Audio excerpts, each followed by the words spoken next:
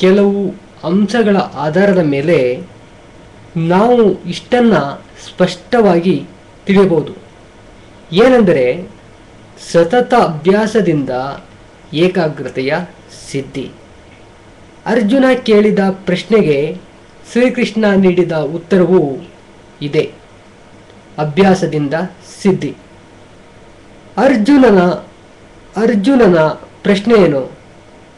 ಕೃಷ್ಣ, ಈ ಮನಸ್ಸು ಬಹಳ ಚಂಚಲವಾದದ್ದು, ಸದಾ ಗಲಭೆ ಎಬ್ಬಿಸುತ್ತಲೇ ಇರುತ್ತದೆ, ಇದರ ಬಲವು ಕಡಿಮೆಯದೇನಲ್ಲ, ಇದನ್ನು ತಡೆದಿಡುವುದೂ ಒಂದೇ, ಗಾಳಿಯನ್ನು ಹಿಡಿದು ಕಟ್ಟಿಡುವುದೂ ಒಂದೇ.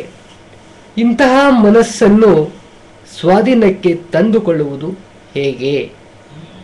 ಇದಕ್ಕೆ ಶ್ರೀಕೃಷ್ಣನ ಉತ್ತರ, ನೀನೆನ್ನುವುದು ನಿಜ ಅರ್ಜುನ.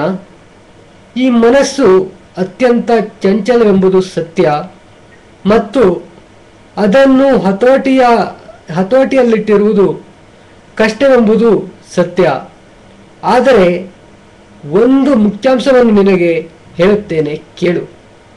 ಇಂತಹ ಚಂಚಲ ಮನಸ್ಸನ್ನು ಕೂಡ ಅಭ್ಯಾಸ ಬಲದಿಂದ ಹಾಗೂ ವೈರಾಗ್ಯದಿಂದ ನಿಗ್ರಹಿಸಿ ಹತೋಟಿಯಲ್ಲಿಡಲು ಸಾಧ್ಯ ಎಂಬುದು ಸತ್ಯ.